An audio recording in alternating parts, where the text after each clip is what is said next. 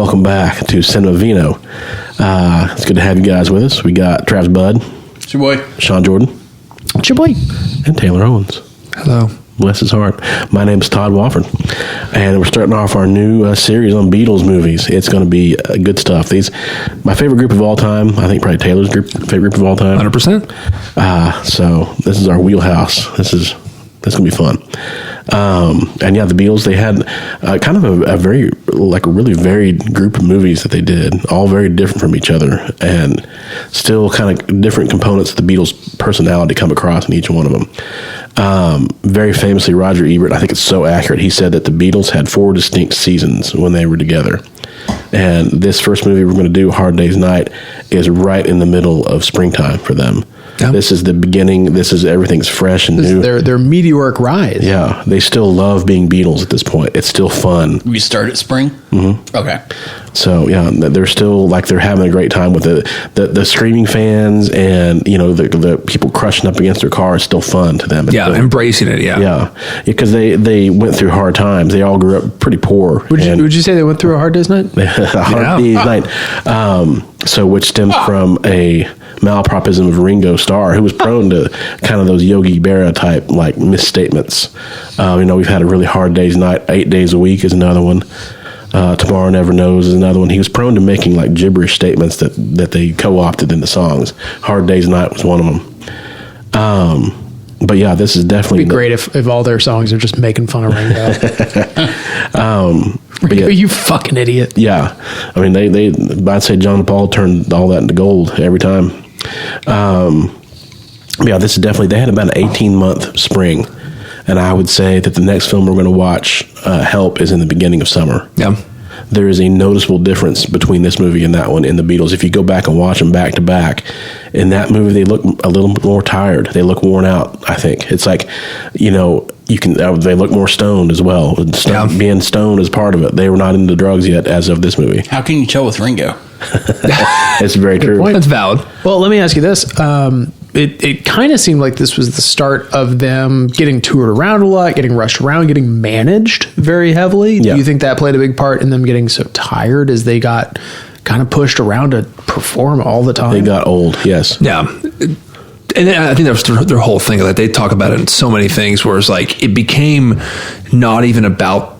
And I hate to be that guy, but it wasn't even about the music anymore. It was we're just going to see the Beatles. Yeah. And so I think they've said it in multiple things. Is their sets were 40 minutes long, maybe 40 minutes long, and it was just people screaming nonstop. I mean, that's what music was back then. Yeah, and it was and they were saying we couldn't hear ourselves, we couldn't hear this, and they talk about it just I think that one of the famous ones is Shea Stadium, where it's I think John kind of loses his mind a little bit, and it's at that point, do they even care what we're playing? Yeah, we're just going to go insane. We could get up here and just fake strum for 40 minutes, and they're going to scream their heads. And I think that was the mental toll on it. It was they're just natural songwriters, so they're producing. I think Paul McCartney's famous quote was songwriting's a habit. Yeah, it was it's not just I wake up and I decide to write a song. They just come out. They're just coming out.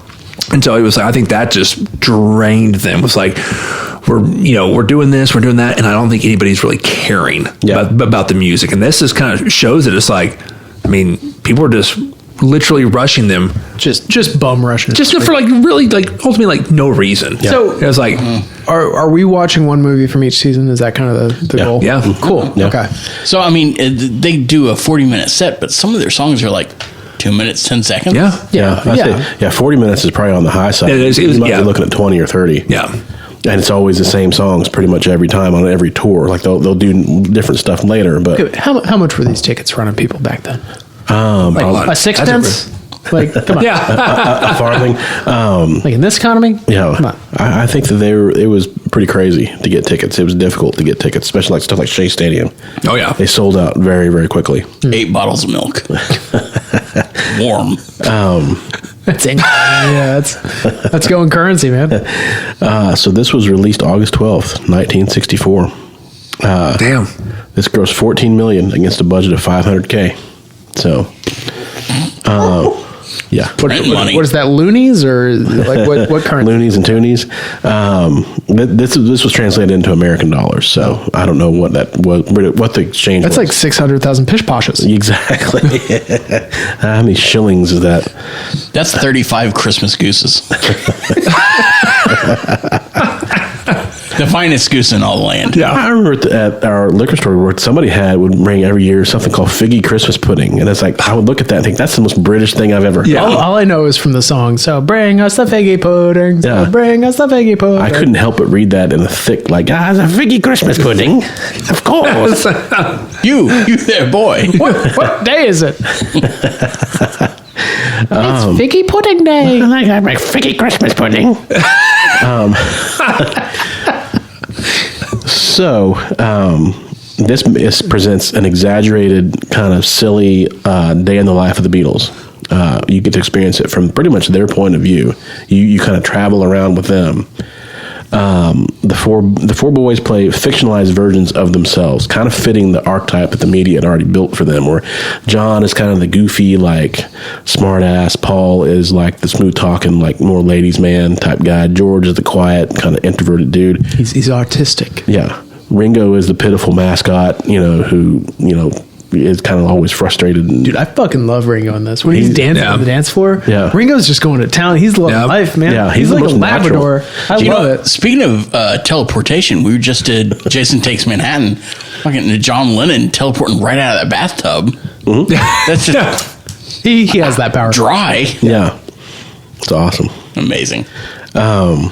And so one of the through lines of the movie is that the boys have to babysit Paul's, I learned this term, and I don't know if I'm sure you've heard this before, but chaos gremlin. It's like Paul's chaos gremlin of a grandfather. How are you just learning this term? Don't you have kids? Our daughter is definitely a chaos gremlin, like a cute troublemaker. And that's exactly what Paul's grandfather Captain is. Crunch is a chaos gremlin. Yeah. Wild card, bitches. Mm-hmm. Yep. And so, Paul's grandfather, they kind of he gets them into all sorts of jams and, just kind of supplies the plot with what little momentum that it has. He's got a chip on his shoulder. Like, I need his origin story. Yeah. He's got a chip on his teeth.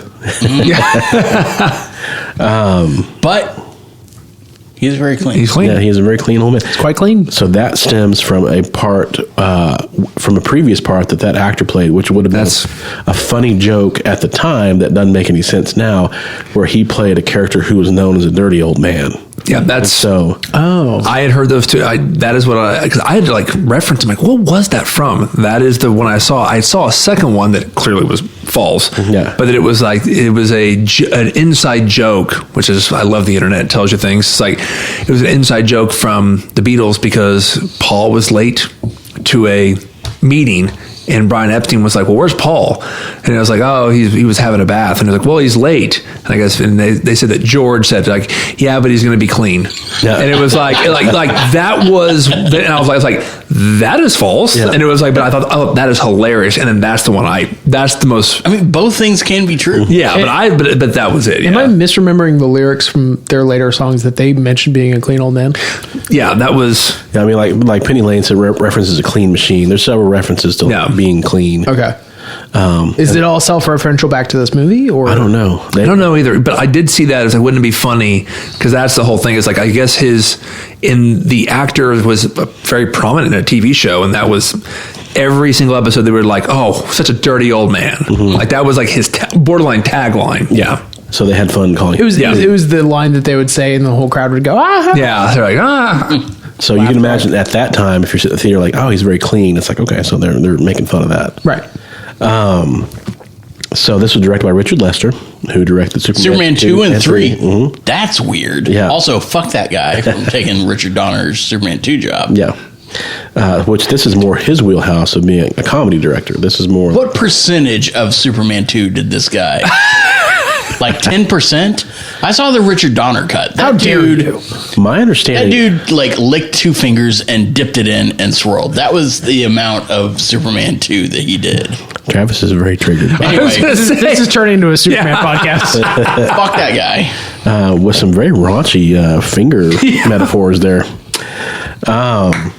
And so this was written by a Welsh screenwriter named Alan Owen, who trailed the Beatles for a few days to kind of pick up their vernacular.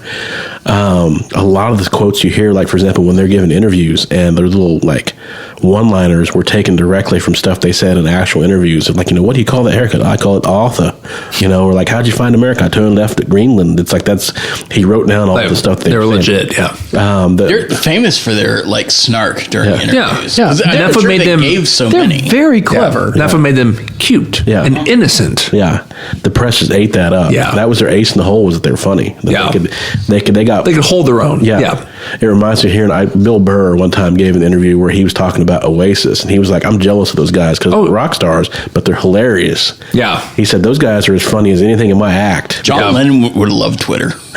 100%. Oh yeah, because he loved to stir up trouble. Yeah, but the quote about that they gave this movie, talking about being like bored, whatever. It's like the quote from I think Paul's grandfather, like, so far I've only seen a room and a room and a car and a room. That was taken from something one of them said.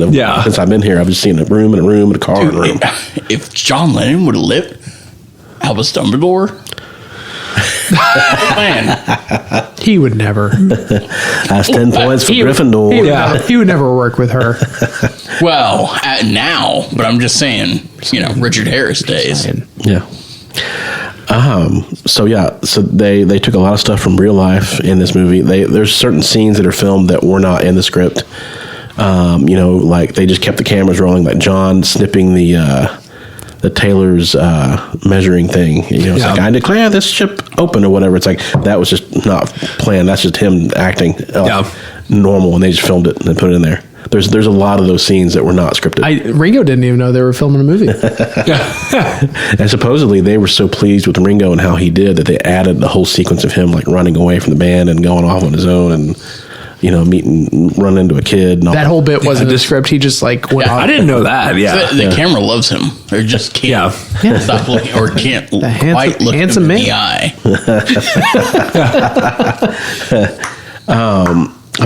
This was the first Beatles soundtrack of all original Beatles songs. And there are a lot of classics on the soundtrack. Can't Buy Me Love, She Loves You, All My Loving, and I Love Her. Pretty much everything is just top notch. Even some of the deep tracks like If I Fell, Tell Me Why, I'm Happy to Just Dance With You, all good stuff. So obviously we know probably what I'm going to give this movie. I'm curious to hear. We'll start with Taylor. I'm curious to hear what you. Well, real quick, what are we drinking? So yeah. Oh yeah. Righteous. So Righteous. The Beatles at this point in history were not quite into drugs like they would be later. They were big partiers, big drinkers. Their cocktail of choice amongst the entire group was whiskey and Coke. But Paul McCartney, and within the group, was a big fan of rum and Cokes. 40%. So with that in mind, King Rock, and given the fact that we did Manhattans for the Friday the 13th, I thought we'd break with the whiskey, do some rum for Sir Paul, and do some rum and Cokes. Yeah. So if you're looking for something to drink while you're drinking Hard Day's Night, you could drink a rum and Coke. And you could drink pretty much any dark liquor and Coke, and you would be in line with what they drank. Did they drink anything in the movie? I don't remember. I don't remember them doing any booze because this would have been pitched so much towards kids. Yeah, no, they would have been like, "Oh, we're clean. We don't drink things." It's very clean. Clean. They evolved later to be more into wine. As by the time if you watch Let It Be and Get Back, it's cultured. They drink more. Like George drinks a white wine, and they they got their gophers bringing them more glasses of wine. Yeah. So they got more. Supposedly Paul had developed a pretty good palate for wine. But at this point, they were drinking hard booze. Yep. So they were like 21, 22. They were boozing pretty good. Youngins. They were youths. Yeah. So Youths. Tay. So you probably think I'm going to give this a 10, and well, you're probably right. It was like and it's weird to say that give it a 10 because it is going to be like a nostalgia thing and everything, all of this stuff. And the next movie we're going to review, I can already tell you I'm going to give it a 10. And the reason why is like because even when I first saw this, I was like, I give it a 10 because of a musical soundtrack. It was like, it's basically just one, and even watching it again, it's just one big music video with some cool little things sporadically through there. I mean, there was a storyline, but I'm here for the music. And that's why, no one's going like, ooh, it's a Beatles movie. I wonder how they're acting. No, you're going there people that were going to see it, you're going to see the Beatles. Like what song, I just want to see it. And so to me, it's just one long music video for me personally. But when I watched it again, I was like, man, this is actually a pretty fucking good movie. It's like the storyline is funny, but also like I went back to like I kind of like the shots, and I knew this way before. It wasn't like it was like a brand new thing, but And I Love Her shot where they're in the studio and there's that like, you know, there's this whole panning thing of Paul playing. It was like that light shot. I mean, it was like, that's like the camera was like going in front of that light. And it was like, you know, and they were talking about how hard of a shot, and this is all pre stuff I watched before, but it was like, it was such a hard shot to do. And I'm like, man, why are you going through so much effort for something that's going to make so much money? It's like they were making a Fast and Furious 14. It was like it's going to make movie, or it's going to make money. Didn't matter how good this movie exactly. was. And I was like, it was going to sell. Like, what? And you're like, holy shit! Like, they were putting effort into this, and it was like, it wasn't just that they were just trying to fuck around and be like, oh, we're just going to put the Beatles name on there, which I think they did later on. But I was like, man, they actually kind of, like, for them like being 21, you know, young guys. I just found this movie just be like, well, again, I actually hadn't seen it in like a couple of years. And I say that, I probably haven't seen it like in 10 years. But I just love this movie. The music, and also and maybe because I'm just a Beatles fan. So I can't give it anything less than a 10.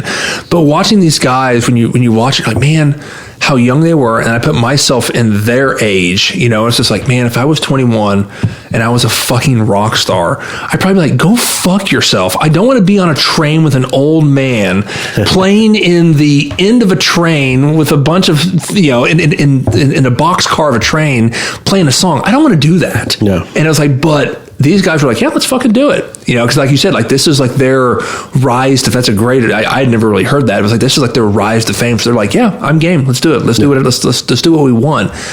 But it still was shot so well. I still, and you know, a lot of this stuff gets parodied. I forgot, like, I can't remember what episode it is in The Simpsons, but they do a kind of a Can't Buy Me Love montage. But it's with Grandpa Simpson. It's a bunch of the old people, and like they're jumping around, and then they all get hurt or something like that. It was like, so this thing has been like, you know, spoofed, lampooned. Lampooned. It's iconic. Yeah, exactly. And I think and I didn't know this until I watched it. It was like, again, when I was younger, I was like, oh, it's a fucking Beatles movie. It's going to be awesome. But I didn't know this movie was like well regarded, Academy Awards, very influential. Yeah, it had like nominated for 2. It was like, Best screenplay was one of them. Yeah, I don't know if they won, but really? I was like, even I didn't know. What the fuck else came out there? Yeah, exactly. Yeah, it was like, I was like, what is happening? I was like, is that just because Octopussy? They were just the Beatles? Yeah, I think that's what it was. I mean, like, that's where I'm like, they could have literally come out and just played a 40-minute video of just them playing. Yes. And that could have won. But they went through an effort to like go through it and everything. I was like, albeit an odd plot, but it was like, you know, it's just like, they were like, hey, we're going to put this old man in. I mean, like, you had to come up with a story to make the movie, and this guy kind of fit into it. Now, it's the allegory. If Oasis came out with a movie like this, they did, and it was just them playing music. Let's see, they played with something called Live from Main Road. They also had something Live by the Sea, which was literally just behind the scenes videos of them talking and then going right into their set. I would love to watch them, like a real documentary of them like getting in a fight. Yeah. You know, which probably every day. Oh yeah, 100%. Yeah. Yeah. But and that's the thing, like, it was just them I mean, I have those videos. It's just a concert. Like that, and so that's why I'm more impressed. I'm like, they could have done this. Yeah. But they made an actual movie out of it, and they made a plot line. And so then that's where I have to kind of almost remove myself, but I can't. Because I'm just like, and again, this was the first Beatles movies I had seen. I was a huge fan of the Beatles just going into it. And watching it again, I think I was just more shocked of like how well it was done. And again, I just feel bad saying it. I have to give it a 10. Like if I did anything else, it would just, it would not be a Beatle fan. Now there's other movies that I will definitely not give that grade to. No. But it's a 10. It's well done. The storyline is there, and let's be honest, you're there for the music. But I said, like, I do love Ringo in this one. As like Ringo was good. Ringo's honestly, I have so much more respect for Ringo. Yeah, Ringo was good in this. Ringo fucking just dances his heart out. He's the most natural actor of the 4 of them. You know, dances like no one's watching. Yeah. And did they play the whole album on this? Most of it. Yeah, I was like, I meant to double check on that. Like, I didn't Not know quite all of it, but yeah, I didn't know if they played the whole album on that. But And they pull up some stuff from Please Please Me as well. Like you'll hear like the instrumental version of This Boy. And that's I'm happy to dance with you. You'll hear some other stuff snuck in there. They but yeah, for your point about what else was out that year, it was like I think the main thing was that this was so different than everything else that was out at the time. The 20th iteration of Ben-Hur. I mean, that bunch of musicals like My Fair Lady and those kind of standard John Wayne Rodgers movies. and Hammerstein. And what's weird is like I think and again internet, and this was actually years ago, but I remember reading this and people were saying like they were going to movies and people were screaming in the movies, and it was like it wasn't like they were going to they were just screaming. I'm like, are you screaming for that long? I was like, that's outrageous. Yeah, but yeah, it's like fans were going to the theaters.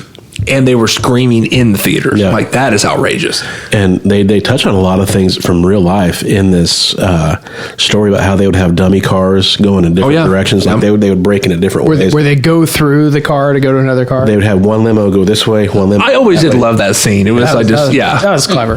They would have fake check-ins at other hotels to throw off people. Like, there would be people swarming other hotels. They would have them, secret exits out of the hotels or whatever to keep them from getting mobbed. And the guys would still get stuff ripped off of them. To that point, was it George Harrison goes to a modeling agency and just sort of wanders stumbles into where they don't know who he is? And that's the joke of they're so hip and with it, they don't know that they have a Beatle in their waiting room. It's they have no idea who he is. Yeah. They're all about what's hip and trendy and now, and they don't realize that they've got one of the most famous people in the world in front of them. And one of my favorite scenes, not of this movie, but of another movie that I actually do love a lot, it was That Thing You Do. And right when they hit to number 7 or 5 is they have that scene where they go outside and everybody's yelling at them and they get into a car and people are slamming on it. And I think Tom Hanks is give them what they want, shades, and he puts the glasses on and they lose their mind. I'm like, man, how crazy is that the Beatles dealt with that every day of their life? Yeah. But that is insane. I just saw a thing about a pair of Elvis undies that he shit in went for $8,000, and one of the comments was that's great. 900 toonies. Yeah, it was great. Elvis shits himself. Years later makes $8,000. I do it once. My wife gets pissed. It's not fair. Yeah, but there were soiled undies of Elvis's, and probably some soiled onions in there too. $8,000. The soiled onions led to the soiled undies. That's probably it's all those soiled onions would be a great band name. Sandwiches. But at this point in time, it's for all of us who are born way after the fact, it's difficult to imagine what this was like. Oh, Beatlemania? Yeah. I can't imagine. It was Backstreet Boys and NSYNC. NSYNC was kind of similar, but it's not even. I mean, it's when the Beatles landed in Melbourne, there were 300,000 people to greet them. Melbourne. Like the toast. Yeah, so there's supposedly 300,000 people there to greet them, And it was, again, Beatle humor where it's that was more people than to greet the Queen is what they told the guys. And George Harrison's response, well, she hadn't had any hit records in a while. Yeah. But, it's they had at one point in 64, they had 14 songs in the top 40 at the same time, including 1 through 5. They sold more in that week than all the other people in the top 100 combined. It's there's no precedent now for that level of success. MJ. I mean, MJ, the Thriller album, I think every individual song on the Thriller album spent time on number 1. But the crazy thing about that is this was only one of, I think, 3 albums they released that year. They had 3 Thrillers that year. They were prolific. I will say they spat out songs. Because it was they had, right before this, they had a one best. It was With the Beatles, then this album, and then Beatles for Sale, all of which had multiple number 1 songs within the span of about 10 months. Help was a year later after this. It had it had Ticket to Ride on it, and Help, and Yesterday. So it was just crazy. I mean, they had multiple Thrillers in a 12-month calendar. Damn. So it's crazy. That's crazy. So yeah, like I say, it's all of these movies. It's you can make the same argument of the quality of the movies are up and down, but the music is always there. Yeah. One trivia note about the train scene where they're filming on the train: the blonde girl who is kind of flirting with him later becomes George's wife. Oh, yeah. For how long? through the Beatles career, and then she later divorced him for Eric Clapton. There you go. I knew you knew that. I was just like, but who does she go to? Yeah.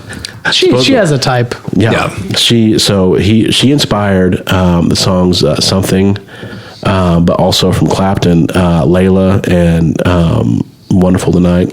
So she actually inspired love songs from both artists. Ooh, yeah, I do love "Wonderful Tonight." And then her sister married Mick Fleetwood, I believe, and there are several Fleetwood Mac songs about her. So there you go. So you're a 10. Oh yeah. For certain reasons, but yeah, I have to be a 10 legally. You got to be a 10. I agree. It's like I have to cover myself. Yeah, exactly. Yeah. Sean, what are your thoughts? I'm not a 10. Oh, I think as movies go, this gave me a lot of like Duck Soup vibes. Like a lot of Marx Brothers kind of. And they got compared to the Marx Brothers. Yeah. Shenanigans, them just sort of running around, being sort of like you said, chaos gremlins just in everything that they're doing. Yeah. The actual movie itself, like you said, if you're coming here for the movie, this is a 5. Out of 10. It's not a good movie. No. Yeah. It's a Beatles music video, and I think for that reason, I just like it's fine. It's fine. Like Beatles music is fine. It's good. It has like a historic precedence. Like it was like my mom loves the Beatles. She sang the Beatles to me as a kid all the time. Like I have immense respect for them. I'm not going to go out of my way to listen to the Beatles. I'm not going to go out of my way to watch a Beatles movie of just like a music video of their stuff. Like I enjoy the next couple movies that we're going to do because I've seen them before. I'm not going to go out of my way to watch this one again. Like this one feels like it's just sort of them throwing together a music video. Let's do a movie. Let's do a movie. Yeah, exactly. And let's be goofy and just like do shit for an hour and a half. So right now, your mom will probably listen to this podcast. We'll absolutely listen to this podcast. How disappointed is she to hear you? I am out of her will. Yeah. Disowned. I am automatically disowned with this take. But yeah, I give this a 5. It's fine. It felt like it was like produced on the fly. It felt like the acting was like what you would expect of 20 something non-actors who are just there to be goofy. Yeah. And they're just having a good time. And that's fine. It feels like them just having fun. Yeah. And that's a clear point. Like your fandom for the Beatles will influence. I think absolutely.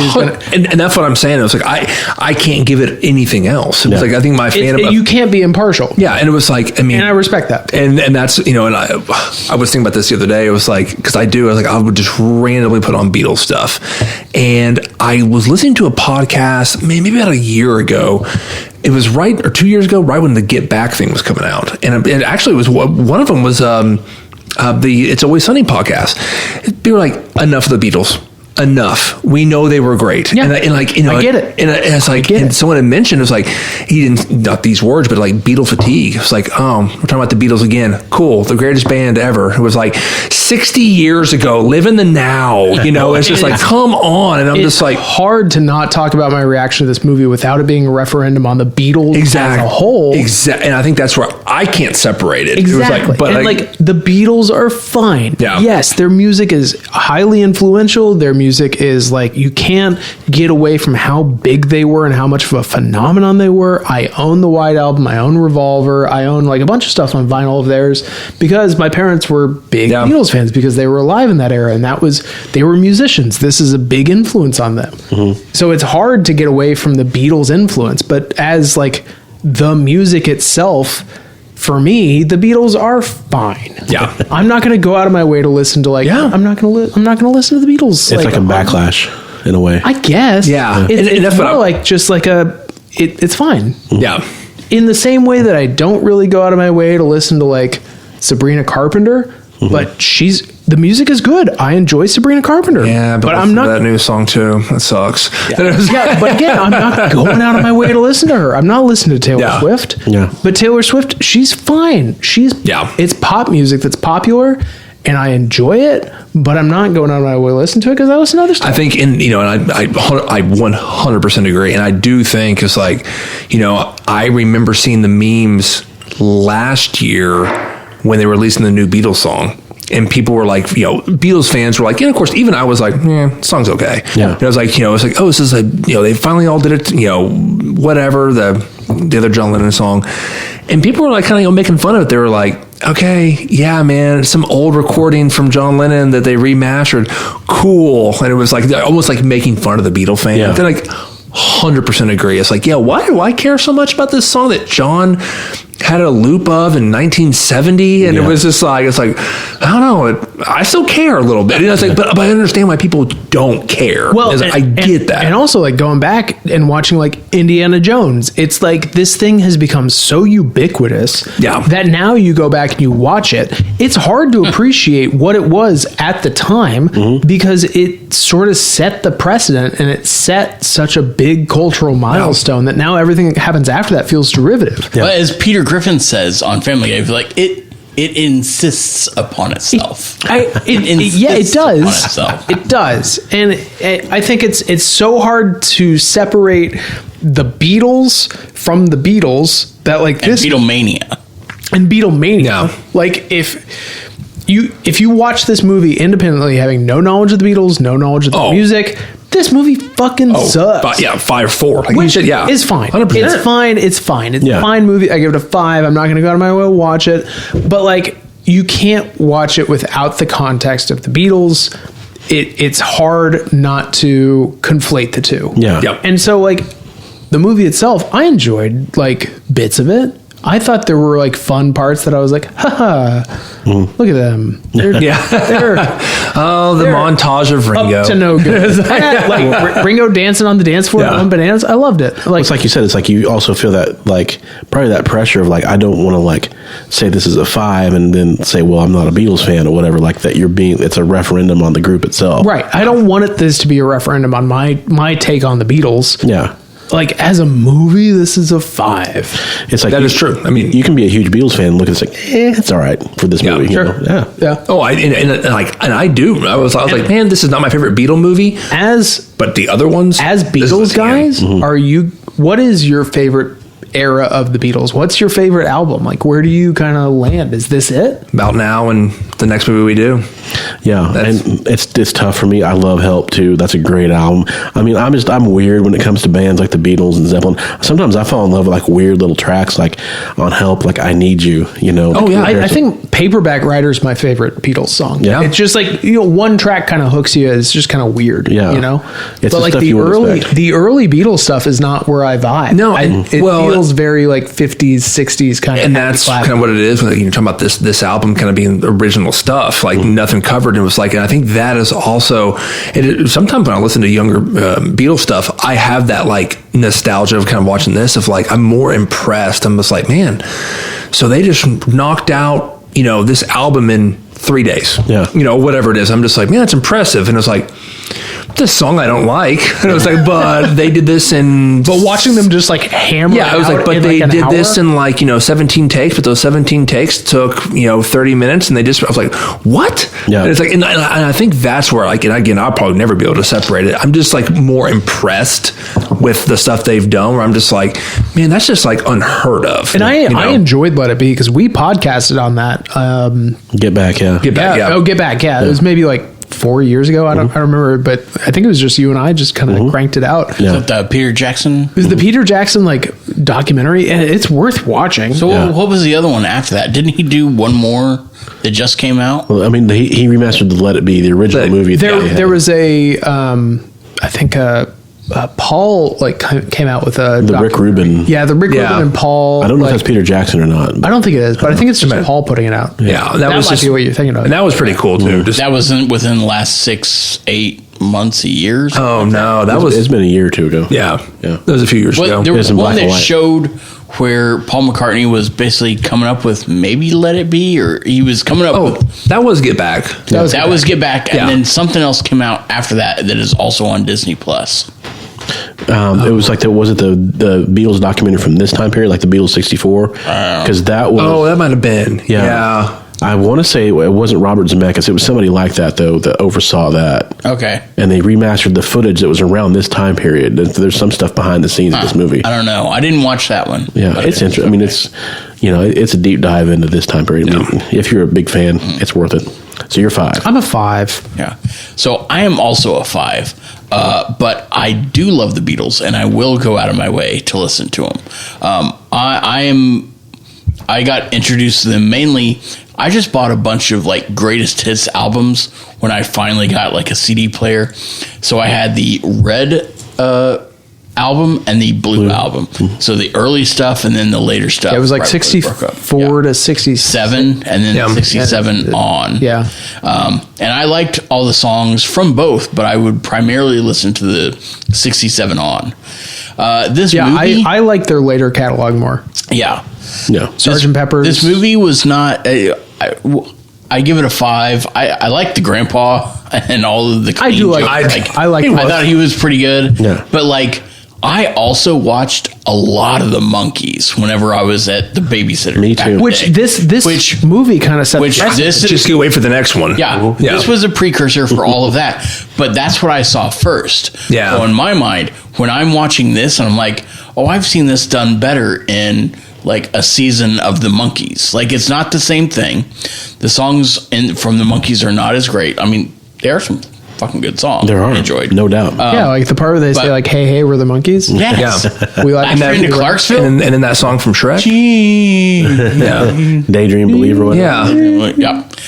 Oh wait, no, Daydream Believer. Yeah, that's right. Yeah. From Shrek. Anyway. Yeah. Was that Smash Mouth? Yes. Hey, they were just in town. did that? They were just in town. Another great band. Yeah. But yeah, for this, it was a 5 for me because I was watching it. I was not really in the mood, and then the songs would come on, and I'd be like, "All right, I've heard this," and I would skip the song and watch the I film. get it, man. Yeah. Like so I didn't actually get to see the pan that you were talking about. I was like, oh well, shit. I guess I should have watched that part. But I was like, all right, let's. And this was on YouTube, so I watched it at 2 times. It was, speed. yeah. I was like, let's get. I know it was on It YouTube. was Yeah, already sped up to begin with. Yeah. And that's why I was saying it was like 2 minutes and 10 seconds for a song, because I would like skip 10 seconds at a time, and I'd hit it like 6-8 times. Like, oh, the song's over. Well, shit. All right, that wasn't long. It's like, but it was. Man, Hard Days Out was It put fast. it in a shorter amount of time, and I was like, it was before I had to go to work that day, and I was like, hey, I got it in. All right, watch this whole movie in like 40 minutes. Because that's all the substance to this movie. Yeah. That legitimately is 100%. Sometimes I But want to you me, it's all like it seems to be, you put the camera and you're looking down a hallway, and this door opens and like, oh no, it's a guy in a gorilla suit, and he closes the door, and then somebody opens the next door and like, oh my god, it's like a girl in lingerie, close the door, and like, oh, and then we run across, like, that's all it was. It was very Benny Hill, very very like cartoony, Scooby Doo. Yeah. So like I enjoyed it. I know it's a classic. I want people to think I'm cool, so I wanted to give it a higher like score, but it was just not my bailiwick. It is like very Benny Hill. When you say that, it's like it really does. Yeah, but I'm big enough of a fan to know that like I love the guitar solo in Let It Be, and the remastered Let It Be. Not as cool of a guitar solo. Is that kind of like a Han shot first situation? Yes. Yeah. It's fucking dog shit. I got the remastered, and I'm like, what the fuck is this? Because I'm listening to Let It Be, and then it comes to like, oh, here's the guitar solo, and then they're using the fucking B-sides. I'm like, why? Yeah. This is bullshit. Okay, can I just ask? This is back to the movie plot a little bit, but like, what the fuck is this studio that they're recording in? Because they have so much stuff going on the soundstage. Yeah. There's like a Shakespearean play. Yeah. There's like a chorus line. There's the Beatles. There's also like a marketing agency somewhere on here. There's like a cafeteria. Yeah. And to me, What is this? it's like if you watch the movies that are coming out about the time period of Fellini, that those kind of surreal, like surreal realism, where it's like it presents like the absurd is like every day. Just insane. Yeah. And that's the duck soup vibe. Yeah. Like It takes something nutty and makes it just mundane. Yeah. You know, it's like we watch Blazing Saddles, where it's like the brawl that spills out into the Warner Brothers back lot. Yeah. And then they like burst into the cafeteria, and they got like Hitler sitting there. It's like, yeah, they're gonna lose me today after the Bunka scene. You know, it's like just wacky, just shenanigans. Yeah. You know, it's just absurd. It's absurdism. So, but it just, you know, it gets a little too cray. It wasn't my jam. Also, like you were saying, there's being a Beatles fan, and then there's the Beatlemania. I can appreciate the Beatlemania, but it doesn't translate for me. And there's some guy I follow on Facebook for like comic book stuff. He does like fan films for comic books called Bat in the Sun. Dude's name is Aaron Chernicki, but he's like always got a hard on for the Beatles and Paul McCartney. But his like fanaticism is a real boner killer for me. I'm just like, man, just calm down. It's kind of cringe. We've been such a hoe. Well, like, and that's what I'm saying. You heard it here first. And that's the thing. Is like, I think there is Beatle fatigue. It was like, because I'm telling you, when Paul McCartney, when Ringo, but when Paul passes away, I'm going to tell you, it ain't gonna be good. They're gonna like. I mean, like, what? No. I mean, like, there's gonna be so much shit on TV. There's gonna be all this, and like, people are gonna be like, "Fuck him." You know, it's like, it's like you know, like, live in the now. You know, that was so many years ago. I'm like, Paul's done some good shit since the Beatles, The bass player from Wings. Yeah, exactly. And it was like, that's our buddy Doug Dixon did stand up for several years, and one of his things in his stand up was like, "Yeah, man, did you guys hear like?" Who died this weekend? Paul McCartney. And everybody's like, oh God, what? He's like, yeah, I just heard, man, lead singer of, you guessed it, Wings. And I was fucking gone. Yeah. I was gone. I was like, that's hilarious. yeah. Okay, Wings is good though. I also fake killed a whole bunch of celebrities. Like it was, Ruben Studdard. It was our Venn He died diagram. several times on your watch. That's true. I think Ricky Martin too. Yeah. R.I.P. So yeah, for me again, I'll diverge from you guys. This is a 10.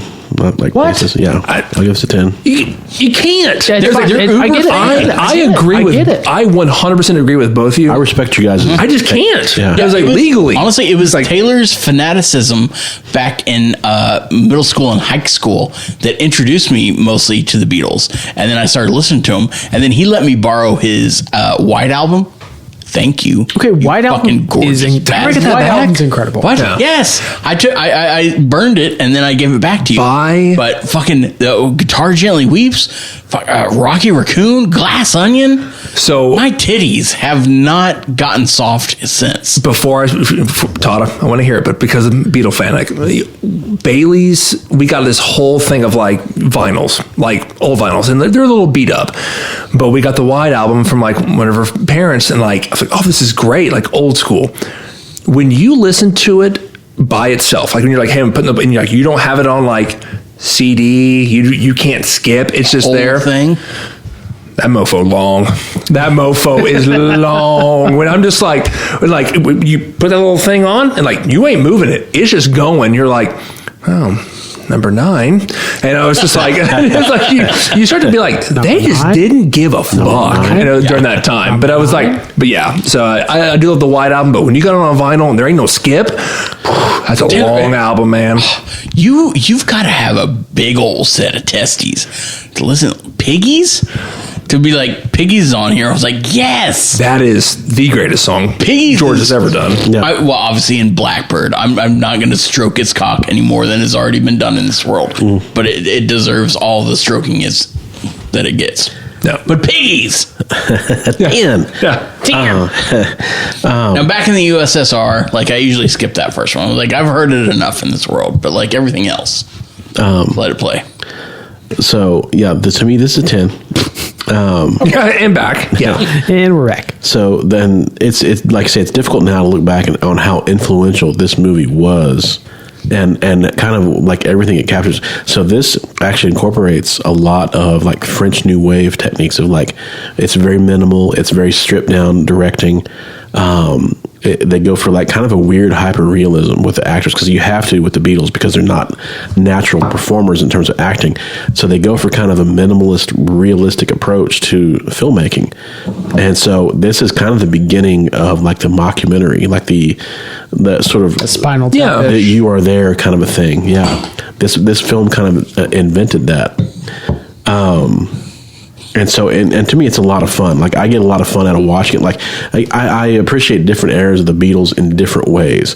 It's kind of like when my wife and I toured the Picasso Museum in Barcelona, there were different, like, wings for different periods of Picasso.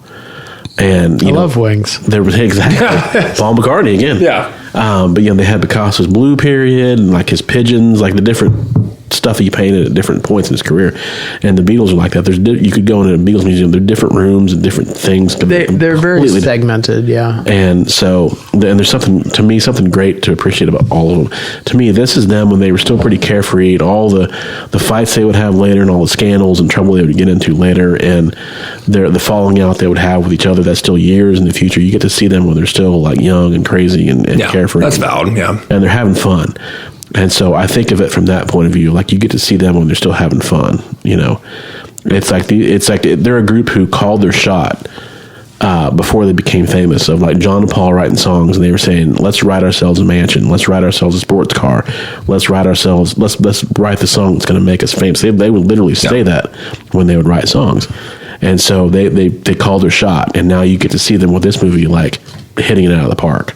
Yeah. So it's, to me, for that reason, it's kind of fun to watch. It has that sort of that wild energy to it, And that goes back to the whole thing. Like, we can't, as a Beatle fanatic, you can't separate that. Like, you guys can. It was like, I see so much more than just filmography or cinematography or just the acting in general. Like, I see them like, oh fuck, man, they're just fucking like they don't know that like in 5 years they're gonna fucking like hate each other. Yeah. And it was like, I mean, this is gonna be intense. It's like, or they're gonna start dropping acid hard in 5 years. Like I can't separate that. So like when I watch it, like you're kind of the same thing. Like I'm almost watching it and being like, oh, like it's my children. Yeah. So that's so cute. It was like so innocent. Yeah, they're so innocent. It's like, yeah, you're about to do a lot of drugs, man. Yeah. And it was like, so yeah, I get that. So, I mean, for me, the manufacturing a story around the album didn't do it for me. But the Peter Jackson, like, putting all the video together and them literally, like, sitting there learning. I don't think it was Let It Be. I can't remember what song. Get Back takes shape. It was Get Back. It was them being like, oh, hey, I've got a little something to play. And then they start playing it. And you're like, that's the proto version of a song I fucking know, and I'm watching them learn it in real time and work it, and then like it's okay. This is fucked up because it's one of my favorite films, 13th Warrior, where they're sitting around the campfire Every fucking time, man. It comes back to 13. I know, but it's what it immediately made me think of. It's the only thing I could think of that would sync it up. But when Antonio Banderas is sitting around the campfire and is like, doesn't know the language of whatever, but like slowly starts to like learn the Viking language or the Norse or whatever, and then finally gets it. That's what it was like watching Paul McCartney like play the song, and you're like, oh, he's almost there. Like, Yeah. no, and all of a sudden you're like, nah, you fucked up that note, and you're like, oh wait, no, you can tighten it up. You're almost there. You almost got it. Yeah. Like that, I'm down with. Like the documentary style, absolutely. Yeah. Yeah. So, and that's like what you're saying about Batman. Like, whatever taste you like for it, there's something for that. There's different Batman movies. Yeah. So, yeah. But yeah, for me, this is a 10. So, Yeah. Oh, 100%. Yeah. It's like, and again, that's a Beatle thing too. yeah, definitely. Yep. A super fandom. But yeah, it's been another episode of Cinema Vino. Thank you guys very much. We got to check on Travis's moon, which is coming up high in the sky probably right about now. So thank you guys so much for joining us. Great movies, only drunker. Yes. We got T.O. Yo. We got TB. We got Shoujo. Yo. Soda's in the bathroom. Yeah. And my name's Todd. We'll see you guys next time. Love you guys. Peace.